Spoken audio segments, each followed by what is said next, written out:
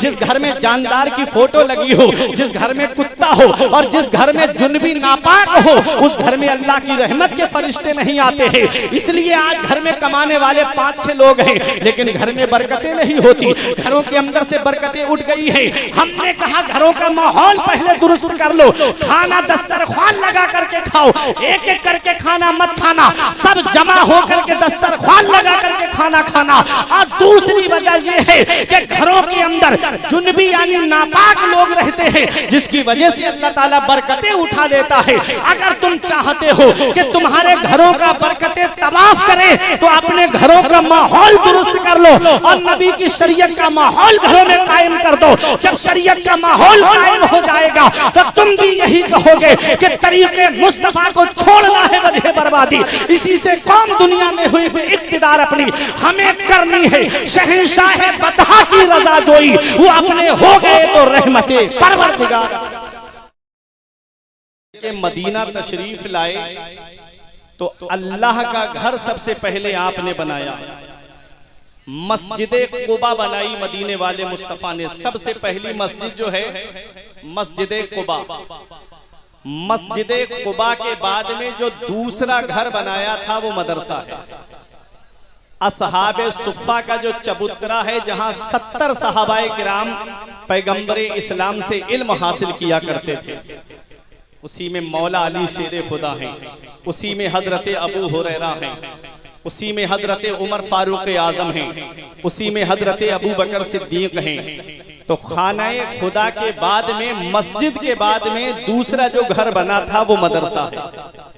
आज आप अल्लाह के रसूल के घर में बैठे हुए हो, आज आप मदरसे में बैठे हुए हो। ये मदरसे तुम्हारी जरूरतों का नाम है, ये मदरसे तुम्हारी उमंगों का नाम है। अपने जहन को करीब करिएगा।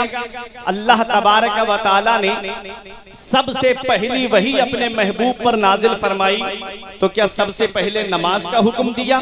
क्या सबसे पहले रोजे का हुक्म दिया? क्या सबसे पहले ज़कात का हुक्म दिया? क्या सबसे पहले हज का हुक्म आया? क्या सबसे पहले सदका व खैरात का हुक्म आया? होना तो ये चाहिए था कि अल्लाह तबारक व तआला की इबादत में सबसे अहम इबादत जो है वो नमाज है। होना तो ये चाहिए था कि सबसे पहली वही नाजिल होती तो नमाज का हुक्म दिया जाता, अकीमुस सलात, नमाज कायम रखो। होना तो ये चाहिए था कि नमाज के बाद रोजे का हुक्म आता है। होना तो ये चाहिए था कि आयत नाजिल होती, या अय्युहल्लज़ीना आमनू कुतिबा अलैकुमुस सियाम कमा कुतिबा अलल लज़ीना मिन क़ब्लिकुम लअल्लकुम तत्तक़ून। रोजे का हुक्म भी नहीं आया। होना तो ये चाहिए था कि हज का हुक्म आ जाता, वलिल्लाहि अलन नास हिज्जुल बैति मन इस्तताअ इलैहि सबीला। हज का भी हुक्म नहीं आया। वातुज़ ज़कात, ज़कात का भी हुक्म नहीं आया। सबसे पहला जो हुक्म आया है, सबसे पहली वही जो पैगंबर पर नाजिल हुई है। अल्लाह फरमाता है इक़रा पढ़िए, इक़रा पढ़िए। तालीम कितनी जरूरी है, एजुकेशन कितना जरूरी है, शिक्षा कितनी जरूरी है। आज हम तालीम से दूर होते जा रहे हैं, आज हम शिक्षा से दूर होते जा रहे हैं, आज हम एजुकेशन से दूर होते जा रहे हैं। सेक्टर ब्यूरो की रिपोर्ट के मुताबिक आज तकरीबन 85% मुसलमान तालीम याफ्ता नहीं है। फिर रोना रोया जा रहा है कि मुसलमानों को सताया बहुत जा रहा है। न बैंक में कोई मुसलमानों से बात करने के लिए तैयार है, न किसी और महकमे में कोई मुसलमानों से बात करने के लिए तैयार है। ऐ लोगों, मैं आपको बताना चाहता हूँ, वो कौम जिसके पैगंबर पे सबसे पहली वही नाजिल हुई तो पढ़ने के ताल्लुक से कि पढ़िए पढ़िए पढ़िए, तालीम कितनी जरूरी है। अब आओ हजरत अब्दुल्ला इब्ने अब्बास की एक रिवायत सुनो कि मेरे आका ने इरशाद फरमाया, मन अरादल इल्म फअलैहि बिल कुरान। जो इल्म हासिल करने का इरादा करे उसको चाहिए कि वो सबसे पहले कुरान की तालीम हासिल करे, सबसे पहले कुरान पढ़े, सबसे पहले वो कुरान की तालीम हासिल करे। आज हम अपने बच्चों को मदरसा नहीं भेजते, आज हम अपने बच्चों को दीनी दरसगाह में नहीं भेजते। आज हम सोचते हैं कि बच्चा कॉलेज जाएगा, डॉक्टर बनेगा, पैसा कमाएगा, इंजीनियर बनेगा, पैसा कमाएगा, प्रोफेसर प्रोफेसर बनेगा पैसा कमाएगा।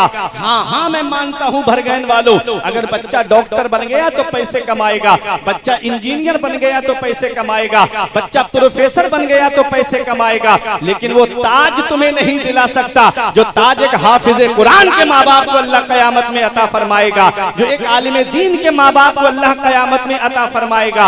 मन क़रअल कुरान व अमिला बिमा फीह यल्बिसु वालिदाहु ताजन यौमल क़ियामती वहुव अहसनु का दौइ शम्स, जो कुरान पढ़े और उस पर अमल करे अल्लाह उसके माँ बाप को ऐसा ताज अता फरमाएगा जिसकी रोशनी आसमान के चांदों सूरज से भी ज्यादा होगी।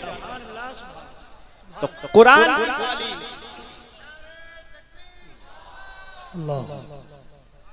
कुरान की तालीम कितनी जरूरी है, कुरान कितना जरूरी है।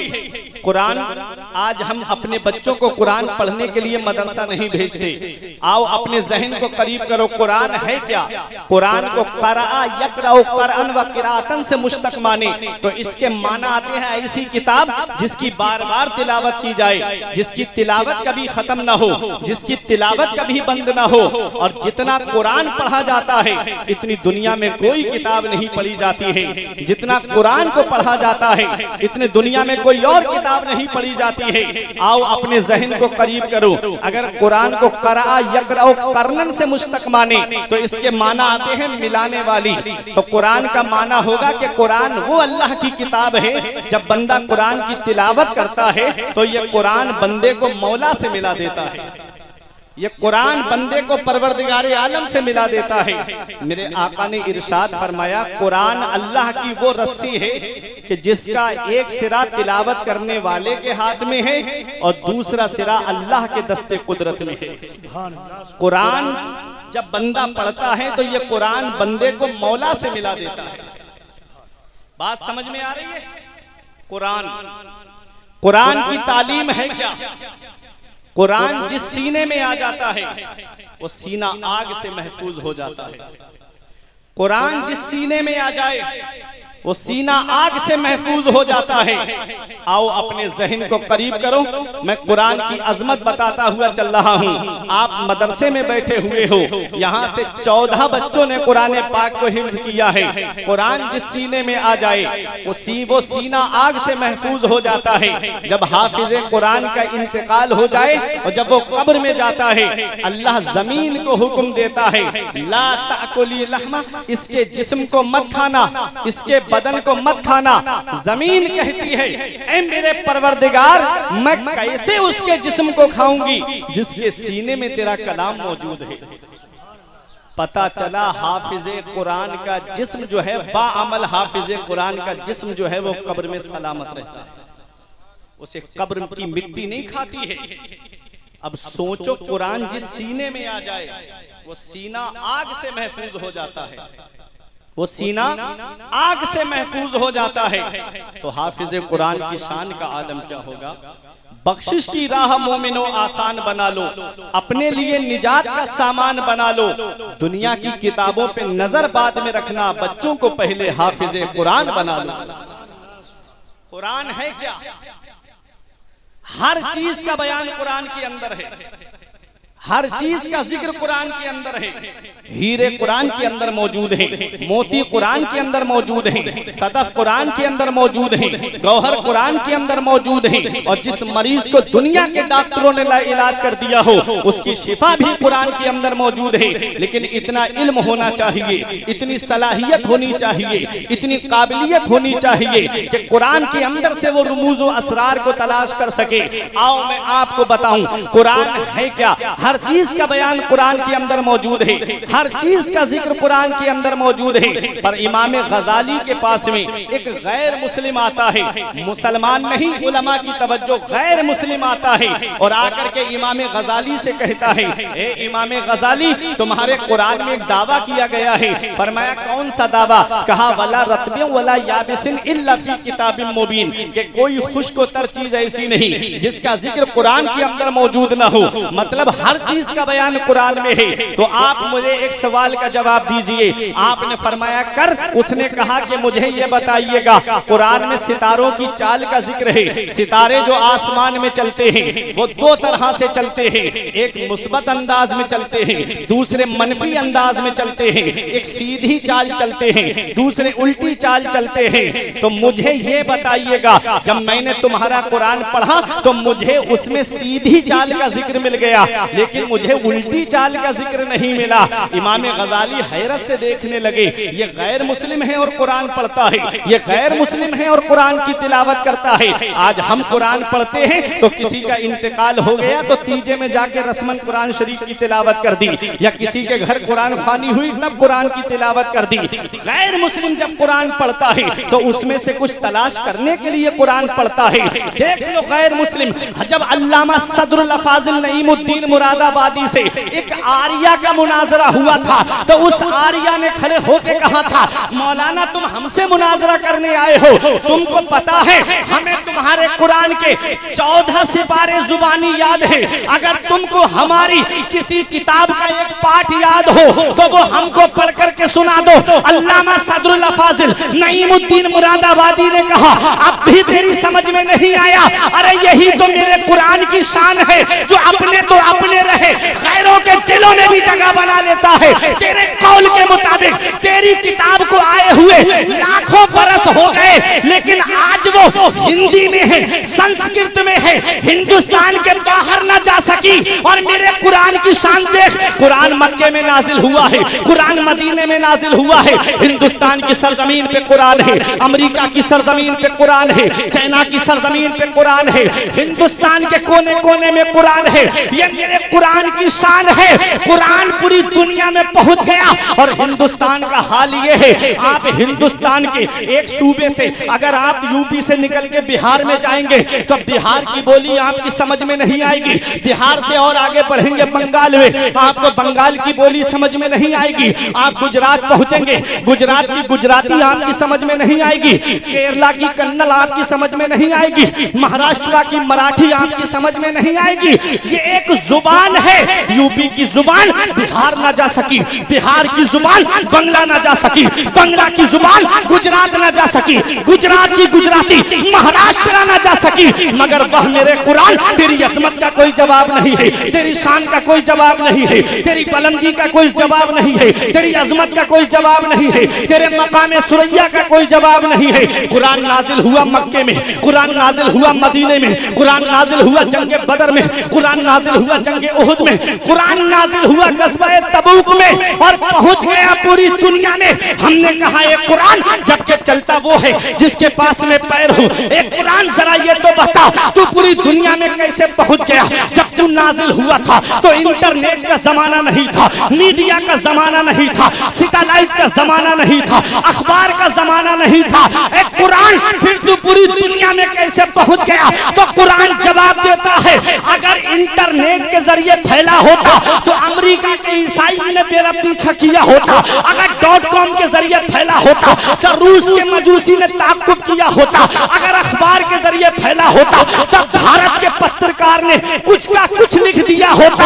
हमने कहा फिर फैला कैसे? तो कुरान जवाब देता है, अखबार के जरिए नहीं, हाफिज़े कुरान के जरिए फैला। नारे तकबीर, नारे तकबीर, नारे रिसालत, शहीद आज़म कॉन्फ्रेंस, उलमाए अहले सुन्नत, नारे तकबीर, नारे रिसालत। जिंदाबाद। दीजिए, स्टेज बहुत हाफिज़े कुरान के जरिए फैल गया। और सुनो,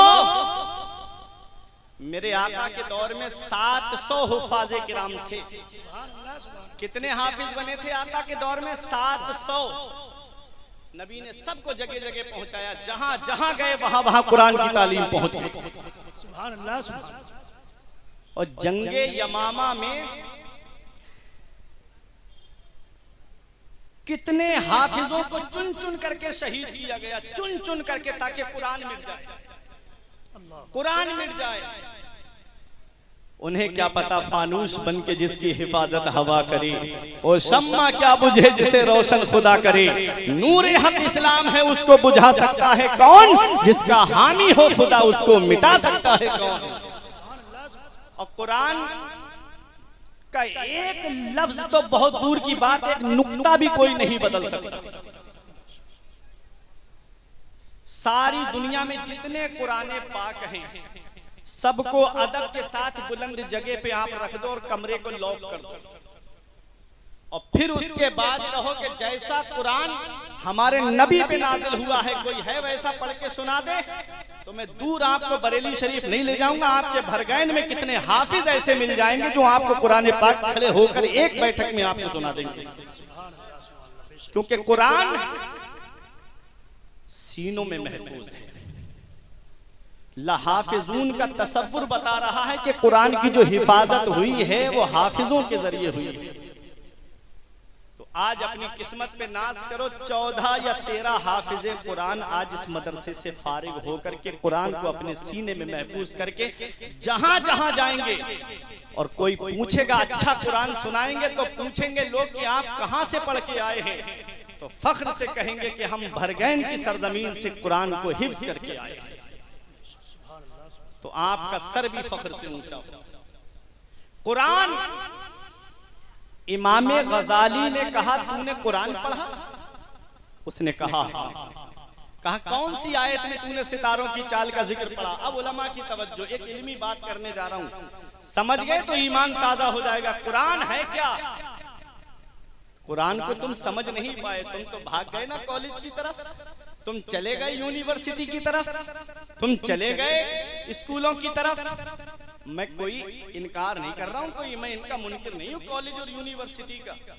तालीम जरूरी है, दुनियावी तालीम, लेकिन मुझे डर लगता है कि अगर आपने मदरसे में तालीम हासिल नहीं की तो कहीं ऐसा ना हो कि ईमान चला जाए।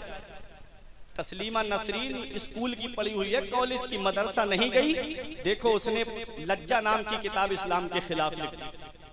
सलमान रुश्दी मदरसा नहीं गया, यूनिवर्सिटी कॉलेज की देन है, इस्लाम के खिलाफ बोलने लगा।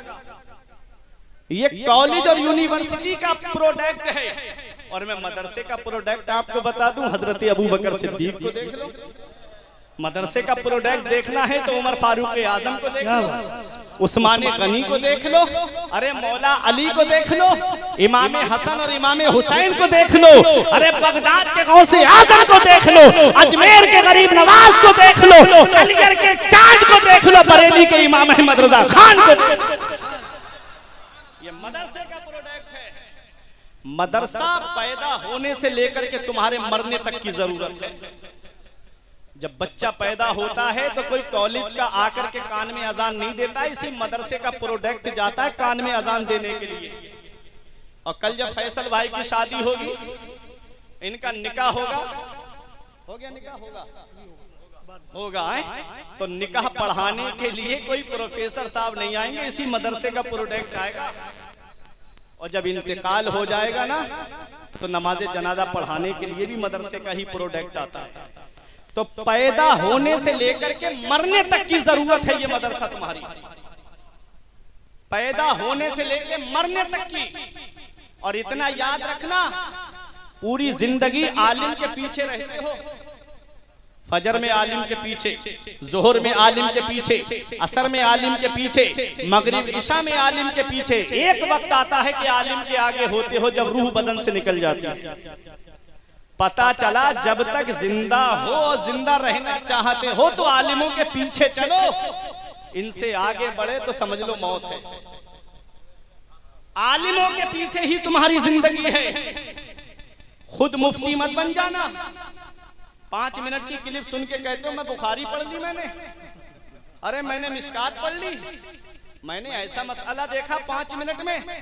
इन उलमा से आप पूछो 12, 13, 14 साल लग जाते हैं मदरसे में, फिर भी ऐसे मसाइल हैं शरीयत के कि आधे मसाइल के लिए किताबों की जरूरत पड़ जाती है, तब भी समझ में नहीं आते। एक एक मसले को समझने के लिए कई किताबों का सहारा लेना पड़ता है।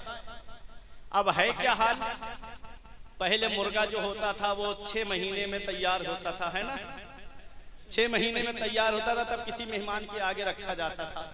अब 40 दिन में तैयार होके आ जा रहा है। 40 दिन में कैसे इंजेक्शन लग रहे हैं, कैसे केमिकल खिलाया जा रहा है उनको। 40 दिन में पूरा मुर्गा तैयार। हमारे बुजुर्ग बैठे हैं, पूछो पहले मेहमान के आगे जो मुर्गा रखा जा रहा, घर में बच्चा पलता था, 6 महीने 7 महीने हो जाते तब कहीं होता था मेहमान के आगे रखने के लायक। 40 दिन में मुर्गा पूरा। 14-15 साल लग गए इन उलमा को मदरसे में जूतियां घिसते घिसते, तब कहीं जाकर के ये आलिम बने और हाफिज बने। आज तुम 5 मिनट की क्लिप सुनकर के जो है अपने आप को मुफ्ती समझते हो। जो जिसका काम है उसी को जेबा देता है। अगर सोफे का काम करने वाले को ला करके आप जो है मकान बनवाओ तो क्या वो बना पाएगा? और मकान बनाने वाले से कहो सोफे बना दे, क्या बना पाएगा? जो आलिमों का काम है मसाइल बयान करना, इन उलमा का काम है। आपका काम है सुनकर के उस पर अमल करना। कुरान है क्या उसे समझो, हर चीज कुरान में है। इमाम गजाली ने पूछा गैर मुस्लिम से, तूने कुरान की जो सितारों की चाल का जिक्र कुरान में पढ़ा है वो कौन सी आयत में पढ़ा है? तो वो कहता है सूरह यासीन शरीफ की आयत करीमा, कुल्लुन फी फलकिन यस्बहून, हर चीज आसमान में तैर रही है, चल रही है। मैंने उसमें पढ़ा है। आयत करीमा क्या है? कुल्लुन फी फलकिन यस्बहून, हर चीज आसमान में तैर रही है। इमाम गजाली मुस्कुरा के फरमाते हैं तूने इससे सितारों की चाल का जिक्र पढ़ा है? उसने कहा हाँ हुजूर। फरमाया थोड़ा और गौर कर लेता तो तुझे उल्टी चाल का भी जिक्र मिल जाता।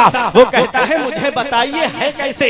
अब इन उलमा की तवज्जो, कौन सी आयत है? कुल्लुन फी फलकिन यस्बहून। शायर इस्लाम गुलाम नूर मुजस्सम साहिब किबला तशरीफ फरमा है, ये बेहतरीन आलिम भी हैं अल्हम्दुलिल्लाह। सबकी तवज्जो चाहता हूँ, देखिएगा कुरान की कौन सी आयत करीमा? कुल्लुन फी फलक, हर चीज आसमान में तैर रही है। उलमा की तवज्जो, हर चीज आसमान में तैर रही है। कुल्लुन फी फलक, कुल्लुन में पहला हर्फ काफ है, दूसरा हर्फ लाम है, मिला के हुआ कुल। अब फलक का पहला हर्फ फा है, दूसरा हर्फ लाम है, तीसरा हर्फ काफ है, मिला के हुआ फलक। और फी में पहला हर्फ फा है, दूसरा हर्फ या है, मिला के होता है फी। कुल्लुन फी फलक। अब तवज्जो मेरी तरफ देना, एक इल्मी बात करने जा रहा हूँ। उस गैर मुस्लिम ने कहा सितारों की सीधी चाल का जिक्र मुझे मिला है, कुल्लुन फी फलकिन यस्बहून आयत करीमा से उल्टी चाल का जिक्र नहीं मिला है। और कुरान का दावा है हर चीज कुरान के अंदर मौजूद है। आप इस दावे को सच्चा करके दिखाइएगा। इमाम गजाली फरमाते हैं थोड़ा और गौर कर लेता तो तुझे उल्टी चाल का भी जिक्र मिल जाता। फरमाया वो कहता है, जब आपने ये फरमाया, कहता है मुझे समझाइए तो सही। आपने कहा कुल्लुन फी फलक, इस आयत पर गौर कर। कुल्लुन में पहला हर्फ काफ, दूसरा हर्फ लाम, फी में पहला हर्फ फा, दूसरा हर्फ या, मिला के हुआ फी। अब फलक में पहला हर्फ फा, दूसरा हर्फ लाम, तीसरा हर्फ काफ, मिला के हुआ फलक। अब कुल्लुन फी फलक को उल्टा करके देखिएगा। अब फलक में आखिरी हर्फ काफ है और बीच वाला हर्फ लाम है, मिला के हुआ कुल। अब फलक का बचा फा और फी का बचा या। अब फिला मिला के फा और या को मिलाइएगा, हो गया फलक, हो गया कुल्लुन फी। अब फी का बचा फा और इधर लफ्ज़े कुल है और कुल का पहला हर्फ काफ है, दूसरा हर्फ लाम है, मतलब आखिरी हर्फ लाम है। इधर फी का पहला हर्फ फा है। अब फी का पहला हर्फ फा लीजिए और कुल्लुन का आखिरी हर्फ लाम लीजिए और आप पहला हर्फ काफ लीजिए, मिला के होता है फलक। सीधी तरफ से पढ़ोगे तब भी कुल्लुन फी फलक है और उल्टी तरफ से पढ़ोगे तब भी कुल्लुन फी फलक है। इमाम गजाली फरमाते हैं सीधी तरफ से पढ़ोगे तो सितारों की सीधी चाल का जिक्र मौजूद है और उल्टी तरफ से पढ़ोगे तो सितारों की उल्टी चाल का जिक्र मौजूद है। नारे तकबीर, नारे रिसालत, उलमाए अहले सुन्नत।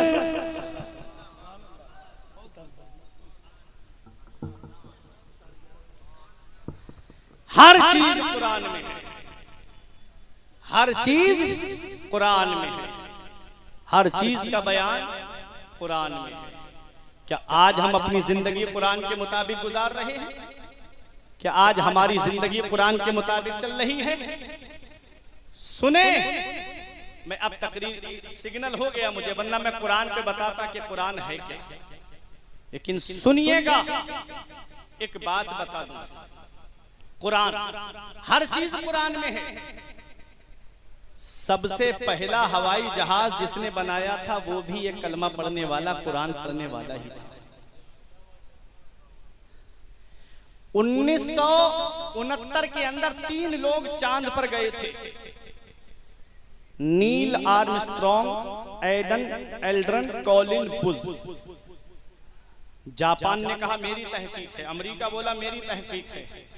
हमने कहा ये तो तुम अब दावा कर रहे हो, हमारे कुरान ने 1450 साल पहले बता दिया था कि 3 लोग चांद पर जाएंगे। कुरान ने ये भी बता दिया था कि वो किसी चीज पे सवार होकर जाएंगे। कुरान ने ये भी बता दिया था कि मुसलमान नहीं बल्कि गैर मुस्लिम जाएंगे।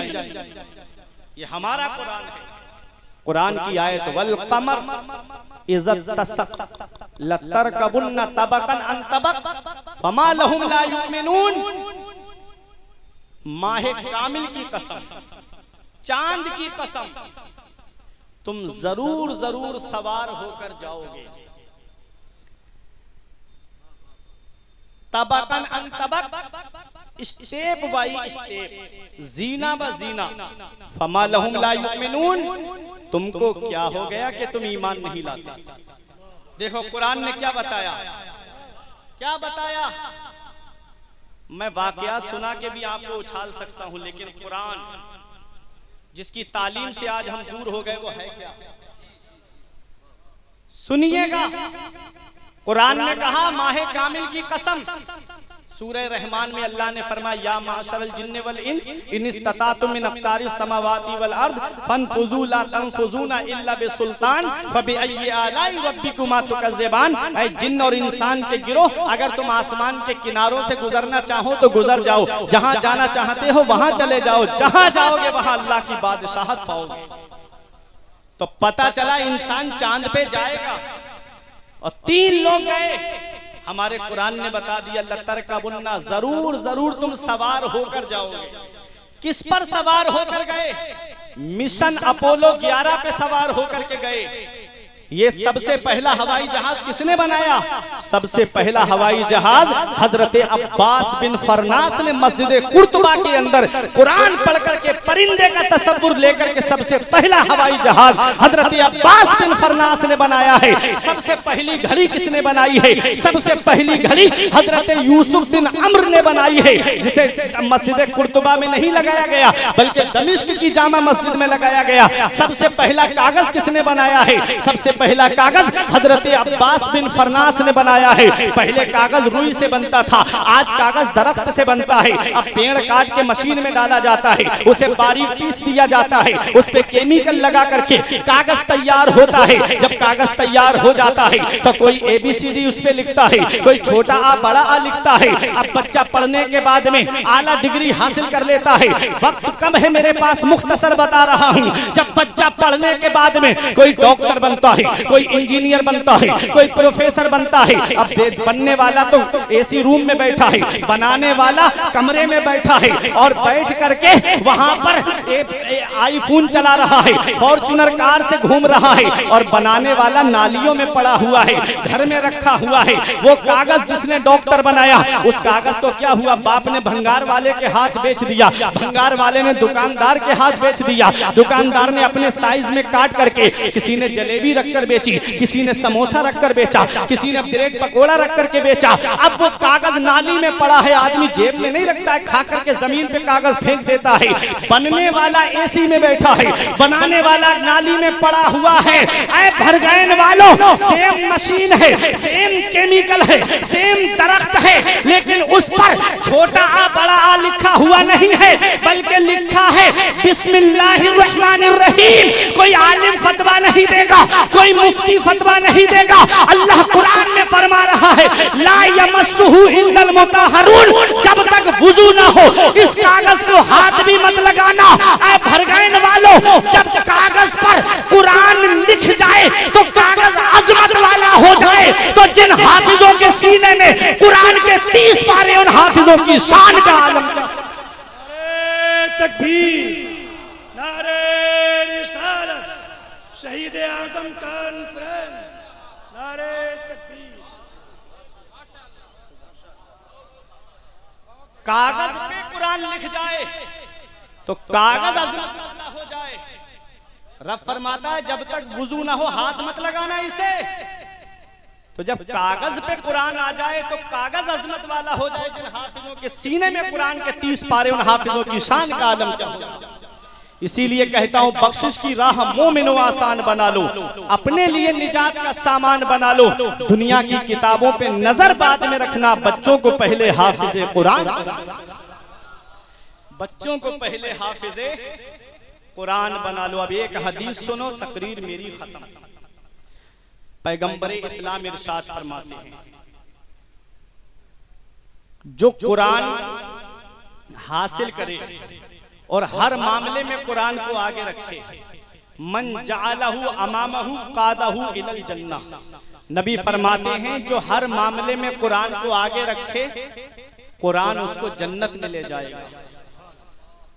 और जिसने कुरान वमन जअलहु खल्फा ज़हरिही, और जिसने कुरान को पीठ के पीछे रखा, साक़हु इलन नार, तो कुरान उसको जहन्नम में ले जाएगा। नबी ने फरमाया कुरान शफाअत भी करेगा। किसकी शफाअत करेगा? जो कुरान की तिलावत करते हैं, जो कुरान से मोहब्बत करते हैं, जो हाफिजे कुरान से मोहब्बत करते हैं, जो उलमाए दीन से मोहब्बत करते हैं, कुरान शफाअत करेगा। तो कुरान को जो आगे रखेगा हर मामले में, हम खेती कर रहे हैं तो हम कुरान को आगे रखें कि हमको खेती किस तरीके से करनी है। किसी की मेड़े नहीं छांटना है, किसी के पेड़ों को नहीं तोड़ना है, किसी की ईख का बगैर इजाजत गन्ना नहीं खाना है। कुरान को आगे रखें हर मामले में। कुरान क्या पैगाम देता है, और जब शादी का मौका आए तब भी कुरान को आगे रखें। कुरान हमें क्या पैगाम देता है? कुरान पैगाम देता है व आशिरुहुन्ना बिल मारूफ, अपने घर वालों के साथ मोहब्बत से पेश आओ, अपनी बीवियों के साथ मोहब्बत से पेश आओ, अपने बच्चों के साथ मोहब्बत से पेश आओ, अपने माँ बाप के साथ मोहब्बत से पेश आओ। ये कुरान हमें पैगाम दे रहा है। आज जब हमारे घर में इंतकाल हो जाता है तब हम अपने आलिम के पास आके कहते हैं हजरत छुआरे लेकर आया हूँ 41, इस पर कौन सी सूरत पढ़ी जाएगी आप पढ़ दो। बेरी की लकड़ी लेकर आएगा हजरत, इस पे कौन सी सूरत पढ़ी जाएगी आप पढ़ दो। जब मौत का वक्त आता है तब हमें मौलवी याद आते हैं, और जब शादी का मौका आता है तब हम अपने आलिमों को क्यों भूल जाते हैं? तब हम अपने आलिमों के पास क्यों नहीं आते कि हजरत वो तरीका बताओ निकाह का जो पैगंबर इस्लाम की सुन्नत के मुताबिक हो, वो तरीका बताओ निकाह का जो रसूलुल्लाह सल्लल्लाहु अलैहि वसल्लम की सुन्नत के मुताबिक हो। निकाह है क्या? नबी इरशाद फरमाते अन निकाहु मिन सुन्नती फमन रगेबा अन सुन्नती फलैसा मिन्नी। नबी ने फरमाया निकाह मेरी सुन्नत है, और जिसने मेरी सुन्नत से एराज किया वो मुझसे नहीं है। नबी की सुन्नत है निकाह।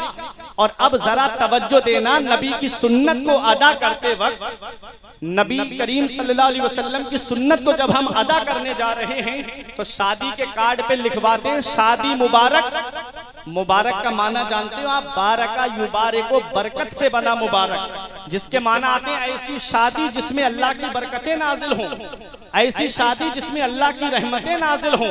भरगैन वालों दिल पे हाथ रख के बताना, जिस शादी में डांस पार्टी नाचे क्या उस शादी में अल्लाह की बरकतें नाजिल होंगी? जिस शादी में बैंड बजे क्या उस शादी में अल्लाह की बरकतें नाजिल होंगी? जिस शादी में एक हफ्ता पहले औरतें ढोल पर गीत गाना शुरू कर दें क्या उस शादी में बरकत होगी? जिस शादी में हल्दी की रस्म के नाम पे बेपर्दगी का बाजार गर्म किया जाए क्या उस शादी में बरकत होगी? जिस शादी में मेहंदी की रस्म के नाम पे बेपर्दा औरतों का हुजूम लगे क्या उस शादी में बरकत होगी? नबी की सुन्नत अदा करने जा रहे हैं हम, आज नबी की सुन्नतों से हम दूर हो गए। पैगंबर इस्लाम की सुन्नत है कि निकाह मस्जिद में होना चाहिए। अब दूल्हा खुद नमाज नहीं पढ़ता है तो वो मस्जिद में क्यों जाएगा?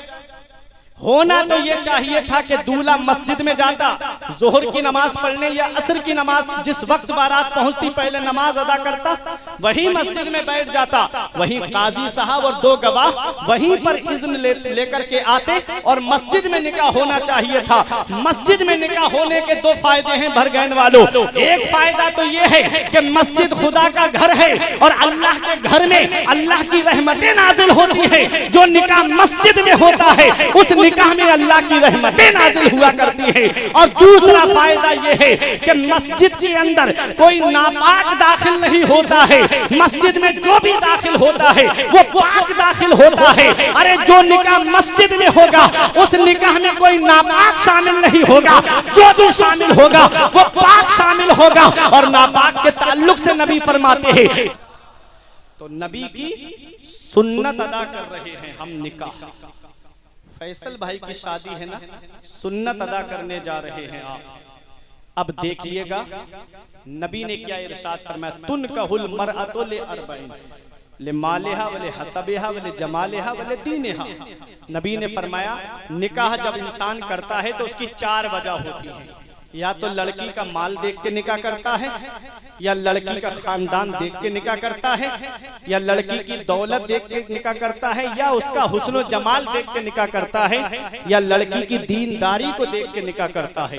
नबी ने क्या पैगाम दिया? नबी फरमाते, ऐ मेरे उम्मती, जब तू निकाह करे तो लड़की का हुस्न मत देखना, उसकी दौलत को मत देखना, उसके खानदान को मत देखना, बल्कि दीनदारी को देखना, परहेजगारी को देखना। क्योंकि दीनदार लड़की जब तुम्हारे घर में आएगी तो 3 नस्लों तक पहुंच जाएगा। और सुनो, दौलत जमीन के ऊपर काम आती है, माल जमीन के ऊपर काम आता है, खानदान जमीन के ऊपर काम आता है। हुस्न जमाल आज का क्या है? ब्यूटी पार्लर जाने से पहले देख लो और ब्यूटी पार्लर से आने के बाद में देख लो। आजकल का हुस्न तो मसनूई हुस्न है। नबी ने फरमाया तुम परहेजगारी को देख करके निकाह करना, दीनदार लड़की से निकाह करना। जब दीनदार लड़की तुम्हारे घर में आएगी तो जमीन के ऊपर भी दीनदारी काम आएगी, जमीन के नीचे भी दीनदारी काम आएगी। आ गई बात समझ में? पैगंबर इस्लाम ने क्या फरमाया? दीनदार लड़की को इख्तियार किया। पैगंबर इस्लाम ने फरमाया परहेजगार लड़की को इख्तियार किया। पैगंबर इस्लाम का ये फरमान है। आज माइंड बहुत डिस्टर्ब है क्योंकि किल्लते वक्त की तलवार हमारी गर्दन पे लटक रही है। बातें बहुत सारी आपसे करना थी निकाह के ताल्लुक से और कुरान के ताल्लुक से भी, दस्तारबंदी के ताल्लुक से भी, लेकिन वक्त इजाजत नहीं देता। अभी 2 शायर भी यहाँ मौजूद हैं। ये बातें मैंने आपके सामने बयान की। निकाह नबी की सुन्नत है। शादी करो तो ऐसी करो सादगी के साथ जैसे अली का अक्द हुआ फातिमा के साथ। जरदार देख कर ना जमींदार देख कर, रिश्ता करो नबी का वफादार देख कर। एक पैगाम मैं अपने तलबा को भी दे दूं, फिर मैं अपनी जगह बैठ जाऊं। कुरान हिफ्ज किया है तुमने, हमेशा अपने उस्ताद का अदब करते रहना। उस्ताद का अगर अदब नहीं किया तो मैंने बड़े काबिल लोगों को भी बर्बाद होते हुए देखा है। जो उस्ताद के गुस्ताख हो जाते हैं, मैंने उनकी काबिलियत को मिट्टी में मिलते हुए भी देखा है। कितने ऐसे मेरे साथी भी हैं कि जो जिनका आज कोई नाम तक नहीं लेता। अदब से जिंदगी बनती है, जन्नत भी जहन्नम भी। अदब से जिंदगी बनती है, जन्नत भी जहन्नम भी। अदब बहुत जरूरी है।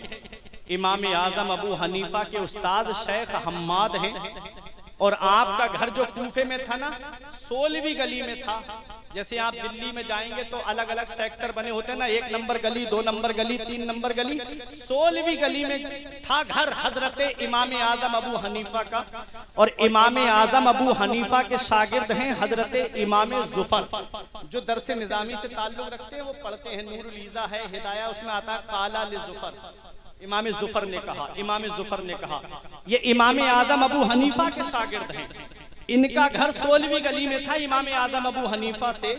लेकिन बताया जाता है, किताबों में लिखा है कि इमाम जुफर ने कभी भी अपने उस्ताद के घर की तरफ भी पैर नहीं फैलाए थे। इतना अदब था। और इमाम आजम अबू हनीफा अपने उस्ताद शेख हम्माद के घर का सामान ला के दिया करते थे। उनका इंतकाल हो गया तो उनके घर की सौदा खरीद के उनके घर पहुंचाते थे। एक दिन शेख हम्माद की बीबी ने कहा था, इमाम आजम अब तो तुम इमाम आजम बन गए हो, फिर भी हमारे घर का सामान लाते हो। तो इमाम आजम ने एक जवाब दिया था जो हर एक के लिए दिल की तख्ती पे लिखने के लायक है। मैं अपनी जुबान में कहता हूँ, इमाम आजम कहते हैं, अरे मैं इमाम आजम हूँ तो क्या हुआ, पहले मैं इस दर का गुलाम बना हूँ तभी तो दुनिया का इमाम बना हूँ। कितना जरूरी है उस्ताद का अदब। और आज दीनी तालीम हासिल करने के बाद ये मत सोचना कि कहीं मस्जिद मिल जाए या मदरसा मिल जाए। ये मेरा पैगाम है, ये जरूर पहुंचा के जाऊंगा, चाहे 5 मिनट आगे क्यों ना बढ़ जाएं। इमाम सुनिएगा, जरूरी है तालिब इल्म के लिए एक पैगाम मेरा कि जब हाफिज बन जाओ, आलिम बन जाओ, तो तुम्हारे लिए कॉलेज के रास्ते खुले हैं, यूनिवर्सिटी के रास्ते खुले हैं। आओ, डॉक्टरेट की तरफ आओ, इंजीनियरिंग की तरफ आओ और आला तालीम हासिल करके IAS का एग्जाम पास करो। दुनियावी तालीम में जब आओगे तो कौम को जरूरत है कि ऐसा डॉक्टर मिल जाए जो आलिम भी हो और हाफिज भी हो, तो वो किसी की किडनियां नहीं बेचेगा बल्कि कौम की गरीबों की मदद करता हुआ नजर आएगा। इसलिए दुनियावी तालीम भी जरूरी है और दीनी तालीम भी जरूरी है। इक़रा बिस्मि रब्बिकल लज़ी खलक़, ए महबूब पढ़िए अपने रब के नाम से, अपने रब के नाम से पढ़िए जिसने आपको पैदा किया है। तो सबसे पहली वही नबी पे जो नाजिल हुई थी वो तालीम के ताल्लुक से थी, पढ़ाई के ताल्लुक से थी। इसलिए अपने बच्चों को पढ़ाओ, दीनी तालीम सिखाओ। मदरसे के दरवाजे खुले हैं, पहले आलिम बनाओ, हाफिज बनाओ, फिर उसके बाद चाहे डॉक्टर बनाओ, इंजीनियर बनाओ। बख्शिश की राह मोमिनो आसान बना लो, अपने लिए निजात का सामान बना लो। दुनिया की किताबों पे नजर बाद में रखना, बच्चों को पहले हाफिज कुरान बना लो। परवरदिगार आलम की बारगाह में दुआ है कि मेरे को अर्ज करने में गलती हुई हो तो मौला मुझे माफ फरमाए। अस्तगफिरुल्लाह रब्बी मिन कुल्ले ज़ंबि व अतूबु इलैह।